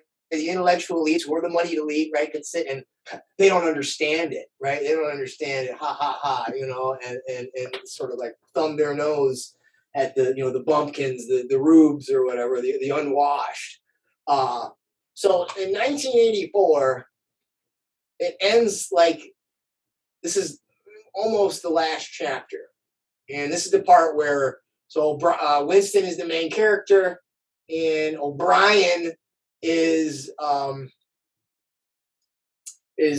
guy that he thinks is helping him, right? He thinks he's on his side, but really O'Brien is part of the party. So now O'Brien's got him down in the Ministry of Love. He's torturing him, and he's trying to get Winston to reprogram his doublethink so that he believes all the party slogans, all the contradictions like war is peace, freedom is slavery, ignorance is strength, and he wants him to ultimately love Big Brother and basically love his slavery. And what this is right here is a big, it's sort of a dialogue on exactly what we're talking about, psychological war, but basically brainwashing or doublethink by means of solipsism, right? Or utter relativism. So removing the metaphysics, removing the essence of truth, and just having data points referring to each other. And it's whatever the party says the data points mean is what it is. There's no external objective way to disprove them. All right. And so I'm just going to read a little bit of it. So they say he's sitting here. I gave you the context. This is O'Brien talking. He says, we are the priests of power, he said. God is power, but at present, power is only a word so far as you are concerned. It is time for you to gather some idea of what power means. The first thing you must realize is that power is collective. The individual only has power insofar as he ceases to be an individual. You know the party slogan, freedom is slavery. Has it ever occurred to you that it is reversible? Slavery is freedom. Alone, free, the human being is always defeated. It must be so, because every human being is doomed to die, which is the greatest of all failures. But if he can make complete, utter submission, if he can escape from his identity, if he can merge himself in the party so that he is the party, then he is all-powerful and immortal. The second thing for you to realize is that power is power over human beings, over the body, but above all, over the mind. Power over matter, external reality, as you would call it, is not important. Already our control over matter is absolute. For a moment, Winston ignored the dial. That's the dial that's he's electrocuting him with electrodes. He's turning it up and shocking him. He made a violent effort to raise himself in a sitting position and merely succeeded in wrenching his body painfully. And this is Winston talking. He says, but how can you control matter? He burst out. You don't even control the climate or the law of gravity. And there are disease, pain, death. O'Brien silenced him by a movement of his hand. We control matter because we control the mind. Reality is inside the skull. You will learn by degrees, Winston. There is nothing that we could not do. Invisibility, levitation, anything. I could float off this floor like a soap bubble if I wished to. I do not wish to because the party does not wish it. You must get rid of those 19th century ideas about the laws of nature. We make the laws of nature. And he goes on and touches on a lot.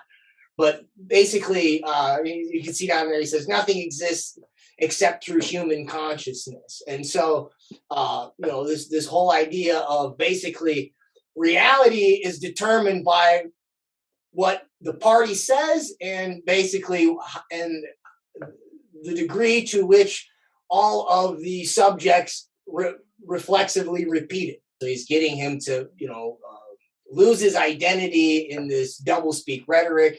This guy's basically claiming that he's God. And if I scroll down, there's a part where they even say, okay, so the old civilizations claim that they were founded on love or justice. Ours is founded upon hatred. In our world, there will be no emotions except fear, rage, triumph, and self-abasement. Everything else we shall destroy, everything. Already we are breaking down the habits of thought which have survived from before the revolution. We have cut the links between child and parent and between man and between man and woman. No one dares trust a wife or a child or a friend any longer. But in the future, there will be no wives and no friends. Children will be taken from their mothers at birth as one takes eggs from a hen. The sex instinct will be eradicated. Procreation will be an annual formality like the renewal of a ration card. We shall abolish the orgasm. Our neurologists are at work upon it now. There will be no loyalty except loyalty towards the party. There will be no love except the love of Big Brother. There will be no laughter except the laughter of triumph over a defeated enemy. There will be no art, no literature, no science. When we are omnipotent, we shall have no more need of science. There will be no distinction between beauty and ugliness. There will be no curiosity, no enjoyment of the process of life. All competing pleasures will be destroyed. And so, you can sort of think of the art, right? By the end of it, right, that Pollock painting, you can sort of decide, right? No art, no science, no logic, no truth, no essence, no substance, and ultimately, he's even talking about, right? Tying into the whole transgender and transhuman thing, right? No human relationships, no procreation, everything basically funneled through the world, the paradigm that is created by the propaganda and the rhetoric of the party, and that becomes the reality that the people live in. That's a depressing thing, and there we go. We should do a whole episode just on 1984. It's so cool. Oh yeah, and I should add one more thing is, when he says, the whole thing, 2 + 2 = 5, right? Or, and he later says to the effect, freedom is the ability to say that 2 + 2 = 4.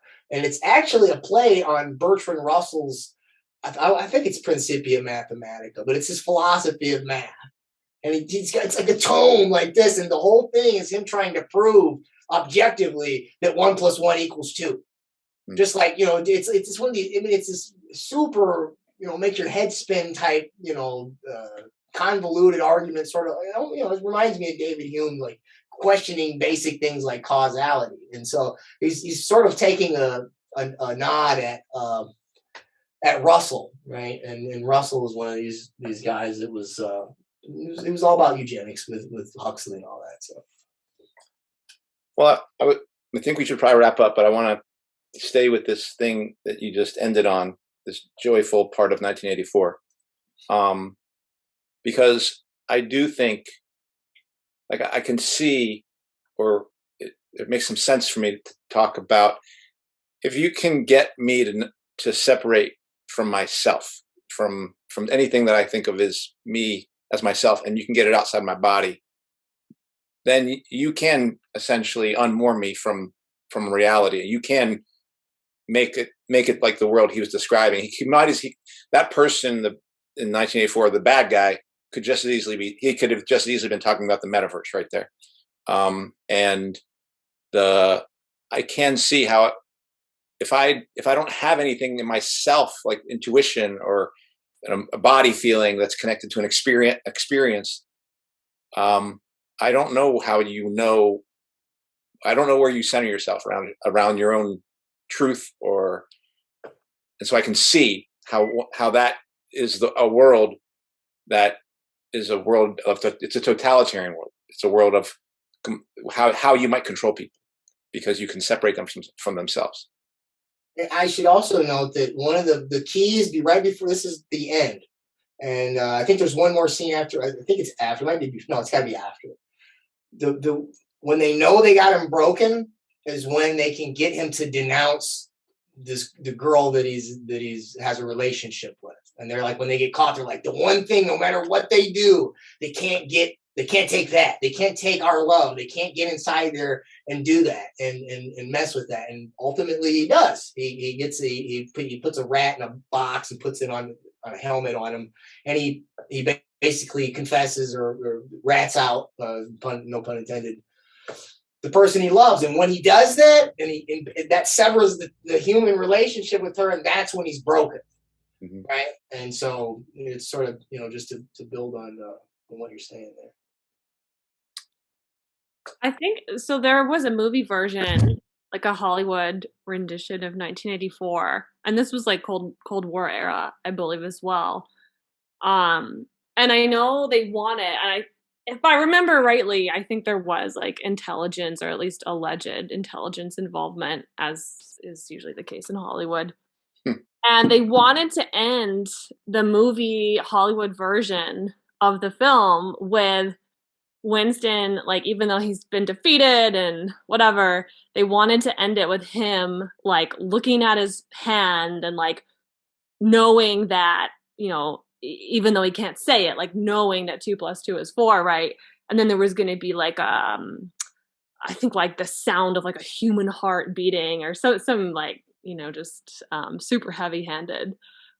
Which is, like, it's so counter to, like, the whole point, right? And Orwell, like, explicitly denied the possibility that, the whatever the human is, right, that we could hold out and, like, not be defeated by Big Brother. Like, it's such a bleak ending in the real text. Yeah. He's an interesting character. I haven't done enough research on his life, but, like, so Huxley, I know he was all about eugenics. He thought it was a great idea. I got all these books, all 1, 2, 3, 4, 5, 6 of these are his nonfiction essays. He talks about scientific aristocracy, a scientific caste system. There's an article, a note on eugenics. And when you read some of the stuff he says, it's like, dude, that's basically exactly in chapter 1. All right, or that part's in chapter 2. Well, with Orwell, so he had the ties to, so he fought in the against Franco, right? And he was and he was a socialist, and he basically he was with the loyalists, so he came in contact with Stalin's folks, but he also worked at the BBC. And so, right, he had his own experience with, how the Stalin's regime worked, and, in terms of surveillance and all that. He knew how the doublespeak worked at the BBC. And, he had MI6 or MI5, one of them, maybe both of them, tailing him.